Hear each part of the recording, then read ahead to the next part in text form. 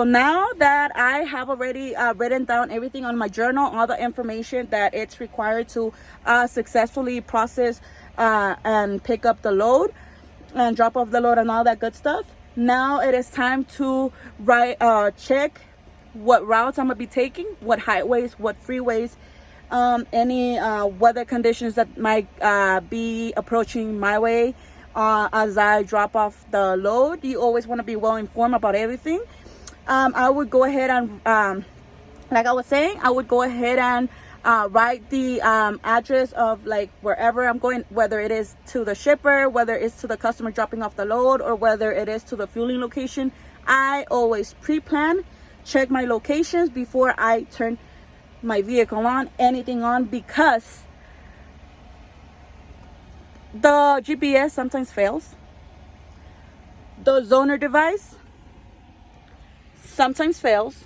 It's not 100% accurate. Sometimes things are gonna happen. You're gonna get lost, and you're gonna want to know how to use a map and use the what's it called, the Pocket Truck Stop Guide. Okay, this is so helpful. It's so helpful because you cannot be using your phone as you're driving. This could be a distraction too, but sometimes if you just like highlight, I don't have it right here because I borrowed this one from my mentor. But if you have like the pocket guide for your stops, you could just highlight before leaving. If you highlight and you like put like a marker, like what's it called, sticky note and something like that, to where you're gonna stop next, you could just easily get a hand of it and see it, like that. Whereas if you have your phone, you have to get your phone, start scrolling and doing all the stuff, which could become a hazard, a distraction. So now let's pretend I already put I already checked the address. I already checked that what my first point it's gonna be. Now let me go ahead and show you how I would go about like checking locations and stuff like that. So let me go ahead and take you to that. So I know that nowadays we all have our GPS on our device, our phones, but it's always good to double check with a regular map route book, just to be sure of what highways the GPS is going to be throwing you in case anything happens. And in case, like, for example, the GPS tries to send you to a different route, you're not going to get confused. So the first thing I would do would be I would put the address on my GPS and on my zoner, the tablet that the company gives to you. Then after I put the address on my devices, I go ahead and check the map, so I have a better idea of the highways that I will be taking, in case the GPS sometimes wants to send you through a shorter route, or not a shorter route, but sometimes the GPS tends to want to save you time, like just 2 minutes, which it wouldn't make sense to choose 2 different highways just because it's saving you 2 minutes. Sometimes it's just better to be on the single highway, but it's safer like that. So let's say I want to check the highway. Let's say I'm going from California to Texas, and I'm gonna be on the highway 10, for example. So I'm gonna go ahead and check that highway. The 10, it's at the bottom part of California, and you will pass all California, New Mexico, California, Arizona, New Mexico, those states. And so here you could see it better. This is the 10. The green boxes right here with the number indicate the exits. Like this is a exit 168, 182, 189. The book doesn't give them to you, doesn't give you every exit, but as every single time you exit like the off ramp, you would see the exit number, as you may know already. Now let me go to Texas, so that you could see the here. Texas is a big state, so let's see. Here's the 10 coming from California, New Mexico, and all those other states. It comes here. Remember that the 10 is a huge highway which would take you across country. Right here it's exit 661. You see, it doesn't give you every exit number, but like you have a notion of it. This is exit 718. So as you could see, if you're coming from California, there's no need to take various highways, because you know that the 10 will take you cross country. So let's say now that you have checked what route or what highways you're gonna be taking. Maybe the scenarios could be different, like you're going to a different state and you have to take 2 highways. In that case, you just want to double check with the map and your GPS just to be sure. Now I will go ahead and open the Pocket Truck Stop Guide, and so I'm gonna go ahead and start in California. Let's say that oops, my bad. I'm gonna go to the C, that's Alabama. Oops, passed it. There you go, California. That's the I-5, which I know I'm not gonna be taking that one. I'm taking the 10, the I-10. It has 237 miles in total. This part that you see right here, it's the exit numbers at which you're gonna find a truck stop immediately. This would be the name of the this would be the name of the city, all of this, and this would be the name of the truck stops, like the Flying J that are very common, Pilot, TAs, Loves, like some rest areas, like the regular truck stops, even if they're small, like they are pretty decent, but the rest areas, they're just small. All they have are bathrooms and vending machines. They're not regular truck stops, okay? And right here, it specifies more clearly what kind of truck stop is it. Like, for example, let's see, this one right here, the one in exit 57, let's say 57. In Ontario, there's a TA, and then we're checking how big is it. It's a small one. It has a weight location, and it's a decent one, I would say. And this is showing you, like, this is a small one, but it doesn't have a W, so it might not have a weight location, a weight station, or a scale, I mean. And then let's see something that we could check. Now I checked on California. Now I want to go ahead and check, let's say, Texas. That's where we are heading. Let's say that we are checking prior to our trip, and we have an idea of where we want to exit for the day or for the night to take our 10-hour break, for example. Let's say we come around here, we see exit 661.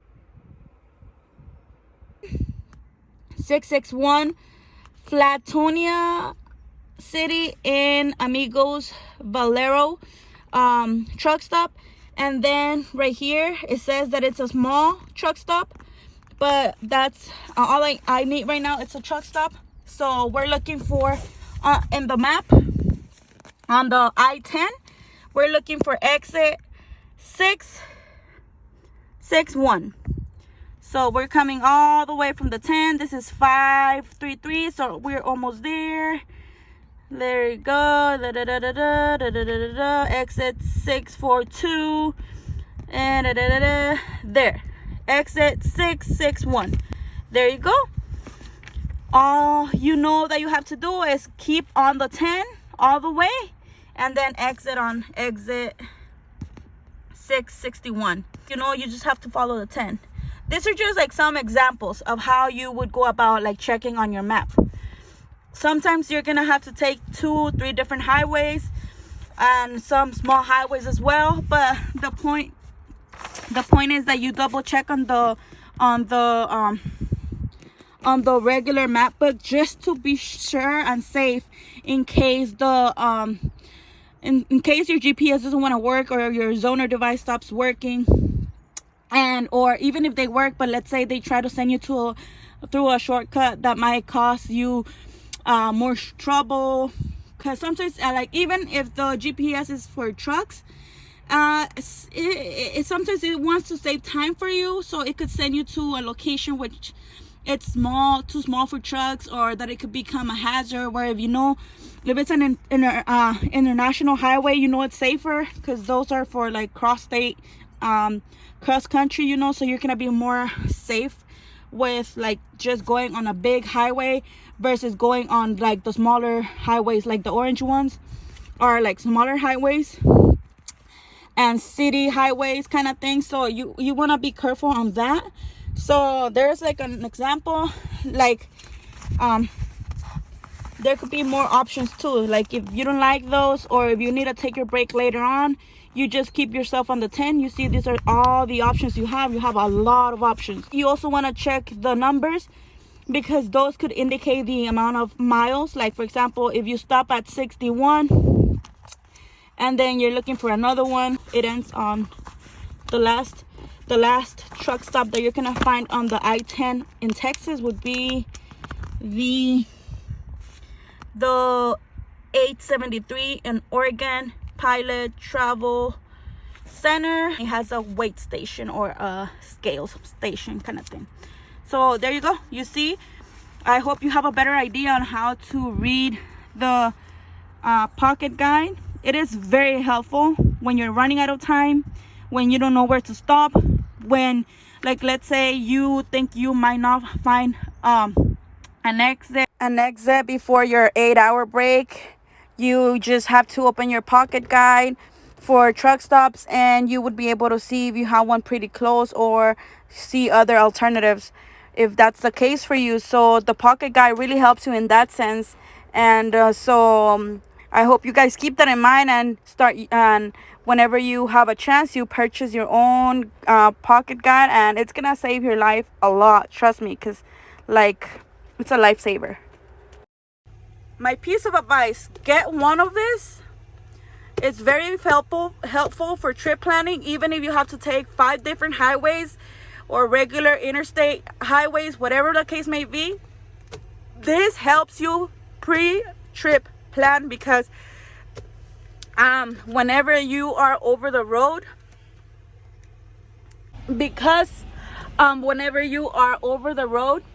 anything can happen, like I said.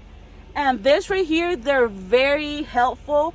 So like, in case you end up on a small town, a small city, even if it says I don't know what kind of city, you could get lost, but it happens. Sometimes it happens.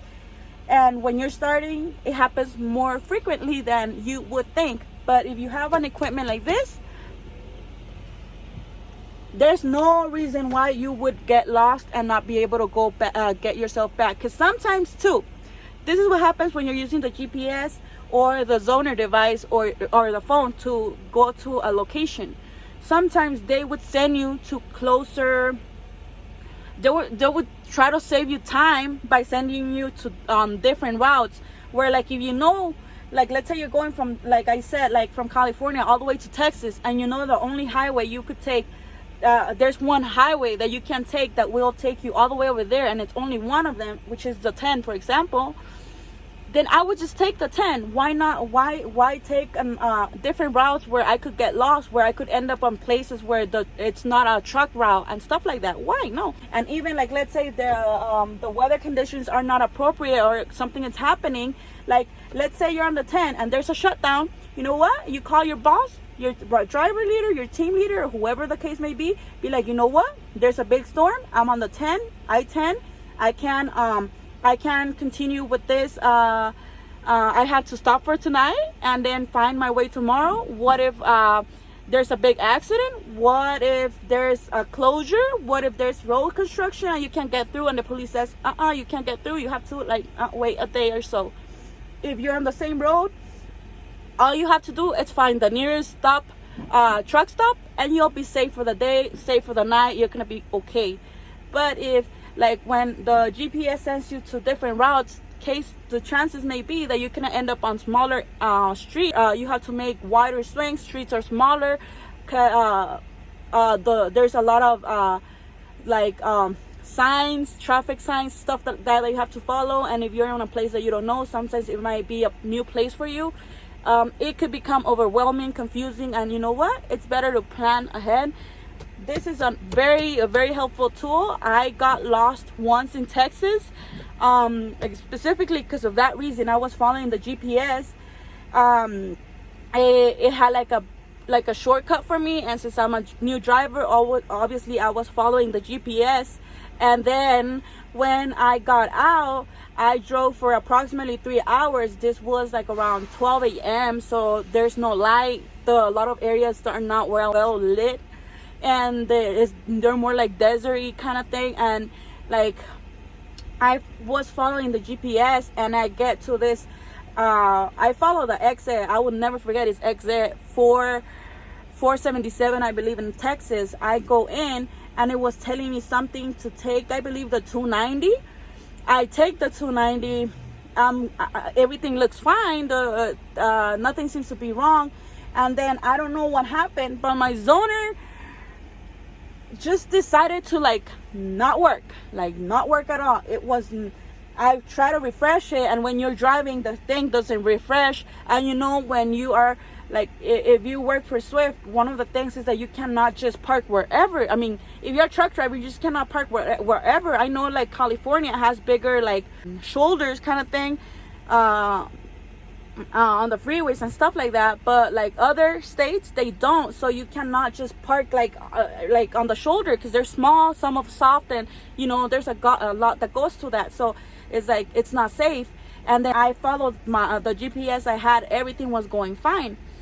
But then as I go in deep, I start crossing town location, and then I get to this location I take the freeway, and it said speed limit 50, and then it went down to 45. Every block would go down 10 miles, and then I kept going deeper, and it said go down 35, 25, school zone. And then after you pass that for a full block, the speed goes up, and it kept taking me like that, up hills, down hills, right? And I'm following, and everything seemed fine. And I, with my other mentor I had before, we crossed streets that were similar, so I was just guessing things are fine. But then as I keep going, the GPS was making me take I don't remember, it was the 290, I can't really remember. But then the left turn that the GPS was making me take, it said no trucks allowed. And then so I'm I didn't make the turn because I caught that on time. But then I kept going, and then the other freeway, it had an entrance, but it was too small as well. So I'm I just kept going straight, and I'm I kept driving for 5 minutes, and I'm okay, it's time to wake up my mentor, right? And I kept going, and I told him, you know what? I don't know what to do. And then the GPS was making me do a U-turn. I'm not allowed to. We're not allowed to do a U-turn. So I'm now I'm scared, because I'm in a small town with a big ass vehicle. Sorry for my language, but I'm with a big ass vehicle. I don't know what's happening. It says no trucks allowed going left or right. So I kept going forward, and then it's making me do a U-turn. And even if I wanted to make a U-turn, I couldn't make a U-turn because the street was that small, I got to this street where it looked like it had a decent, shoulder. I heard my phone say, how when you leave your GPS on the phone for the Apple, the Apple GPS, it tells you something take the reroute, take the 218, 281, something like that. I heard that. And I saw a sign something 281, and I followed the sign. I kept going, but I was still kind of nervous. So I still woke up my mentor, and I asked him, you know what? I feel like I'm lost. The GPS, this is what happened. I explained it to him, and he's and good thing that before we started that day, he saw that we were checking the GPS where it was sending me, and he told me, just follow the GPS and you should be good. And that's what I was doing. And then when I woke him up, and when I finally woke him up, I told him, you know what, the GPS, remember it had that, it was saying to take this exit at such place. And he's yeah, I remember. And I did that, and I followed it. But once I kept following, I ended on this location where it wanted me to go left, but but there was a sign there where it said no trucks allowed. So I just kept going forward, and like I'm like, what am I supposed to do now? And then now we checked the maps, and guess I was going on the right. Like I was doing fine. I was just supposed to keep going forward, and a couple of left and right turns that I had to make on the small area. But the map right here, this one was able to take us back to the I-10 freeway, so highway. So I was like, thank God. From there on, before I start a trip, I write everything down on my journal. I check where some ideal truck stops that I wanna choose to take my 30-minute break after the 8-hour drive. And then I go ahead and I open the map, that I know where I'm going, I know where I'm heading, I know what I have an idea of which highways I will be taking. Like for example, yesterday, like this just happened like yesterday, honestly. Like I was on the highway, everything was I went to California, and as I was coming back, I dropped a load, I picked up another load, and as I was coming on the I-58, I had seen my map that it said take the 58, then you're gonna take the I-15 for at least 10 minutes, and then the I-40 for the rest of the trip. I'm going to New Jersey. And then it was like, it's funny how like I was following the GPS, and then but I kind of knew like what highways I would take, and the GPS wanted me to continue all the way on the I-15 going east, and then but I knew that I had to take the 40 going east, because that's the one taking me to Arizona, New Mexico, and where I'm supposed to go to New Jersey. So I'm like, I didn't follow GPS. I just knew that I had to take the 40 east. I saw it there. I took that one, and guess what? I didn't get lost. I'm still on my way. But you know, like it's simple planning that will help you a lot when it comes to getting your loads and dropping them off, and you know, all that good stuff. So just a heads up on that. I hope that this video was helpful to you guys. If you want me to if you want more information, if you're still confused about anything that I explained on the video, don't hesitate to comment down below. I don't mind. I'll be reading the comments, and I'll be like, if I need to put 2 more videos on the up so you guys could get it, I don't mind doing that. I really feel that putting this video out there is very important, because when you're starting like this kind of planning, I was not doing it with the first mentor that I had. And now that I have this mentor, he's very really good at trip planning and showing me where we're going, everything, you know. And sometimes we, as the student drivers, we also have to have the initiative. So see you later, everybody. So hope you enjoyed the video. Bye, peace.